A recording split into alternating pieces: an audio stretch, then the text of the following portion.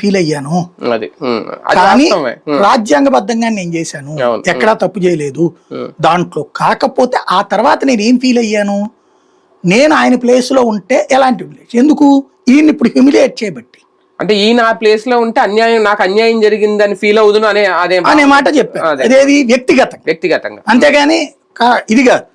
నేను అనేది ఏంటంటే వీళ్ళందరూ duty binded fellows. A B Venkateswara Rao గారు మీద జగన్ కోపం ఏంటి, వీళ్ళ పని చేశారు అన్నటువంటిది. ఆయన ఏబి వెంకటేశ్వరరావు గారు అయితే నేను ఏ రాజకీయ నాయకుడితో మాట్లాడలేదని చెప్తాడు. ఏది ఎమ్మెల్యేలని ప్రభుత్వం నుంచి మారి రమ్మన్నది, బట్ నాది మిగతా డ్యూటీ లాగా చేశానని చెప్తున్నారు. మేబీ వాళ్ళకి సంబంధించి లూప్ హోల్స్ గవర్నమెంట్కి ఇచ్చి ఉండొచ్చు, but it is a duty. ఆయన ఉద్యోగం, ఇంటెలిజెన్స్. అంటే ప్రవీణ్ ప్రకాష్ గారు ఒత్తిడికి గురయ్యాడా? ఏం కాదు కదా, ఆయన చెప్తున్నది ఏంటి, ఆ రోజున నా దగ్గరకు వచ్చినప్పుడు మామూలుగా ఆ ఫైల్ చూసినప్పుడు సహజంగా సైకలాజికల్ ఫీల్ అవుతాం.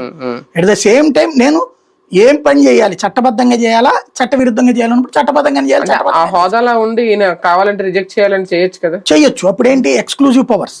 రేపు పొద్దున్న దాన్ని ఎవడన్నా ఛాలెంజ్ చేస్తే, ఇప్పుడు కోర్టులో జడ్జిలకు మాత్రమే ఎక్స్ట్రా జ్యుడిషియల్ పవర్స్ ఉన్నాయండి.